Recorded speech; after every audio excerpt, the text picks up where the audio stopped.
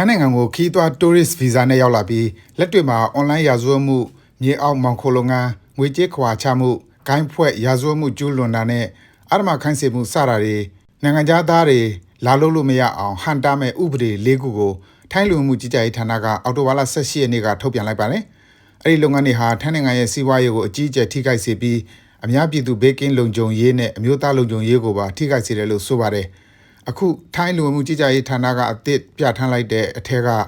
နံပါတ်1အချက်ကတော့ဗီဇာကင်းလွတ်ခွင့်ရက်60ပြည်တာနဲ့မိခင်နိုင်ငံကိုမပြန်ဘဲမြန်မာလိုတိုင်ပတ်တယ်လို့ခေါ်ကြတဲ့ visa run လုပ်နေသူတွေကိုနှစ်ကြိမ်နဲ့ပို့ပြီးလုပ်ခွင့်မပြုတော့တာပါအကြောင်းပြချက်ခိုင်လုံမှုမရှိဘဲနှစ်ကြိမ်နဲ့ပို့လုပ်တဲ့သူတွေကိုလေကြောင်းကလာကုန်းကြောင်းနေဇက်ဂိတ်တွေကပဲလာထိုင်းနိုင်ငံထဲကိုဝင်ခွင့်ပြုတော့မှာမဟုတ်ပါဘူးနံပါတ်2အချက်ကတော့ online ရာဇဝတ်မှုကျူးလွန်သူတွေအများပြားရှိတာကြောင့်အထူးသတိထားစောင့်ကြည့်ရမယ့်နေရာလို့သတ်မှတ်ခံထားရတဲ့တက်ခရိုင်တွေကမဲဆောက်မြို့လိုနေဇက်ဒေသမှာစောင့်ကြည့်ခံရသူအဖြစ်စီးရင်ပေါက်နေတဲ့နိုင်ငံသားတွေအလိုထိုင်းနိုင်ငံထဲဝင်ရောက်ခွင့်ပိတ်ပင်ခံရမှာဖြစ်ပါတယ်။နံပါတ်3ချက်ကတော့ဗီဇာတက်တန်းကုန်သွားလို့သက်ဆိုင်ရာလူမှုကြီးကြပ်ရေးရုံးမှာ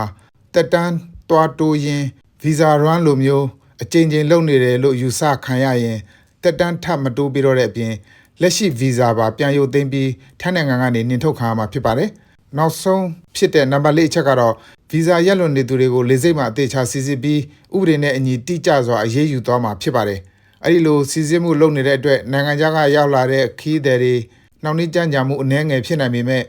စစ်ဆေးတဲ့အချိန်ဟာ45စက္ကန့်တည်းမပိုပဲစုစုပေါင်းတန်းစီရတဲ့အချိန်ကတော့မိနစ်40တည်းမပိုဘူးလို့ဆိုပါတယ်။ခီးသွားတွေအစင်မပြေမှုတက်တာစေအောင်ဝန်ထမ်းဖြည့်ချထားပြီးနိုင်ငံတကာလေဆိပ်တွေကကောင်တာတွေအားလုံးကိုဖွင့်ပေးထားမယ်လို့ထိုင်းလူဝင်မှုကြီးကြပ်ရေးတာဝန်ရှိသူတွေကပြောပါတယ်ခင်ဗျာကျွန်တော်ဇော်ဝင်းလိုက်ပါ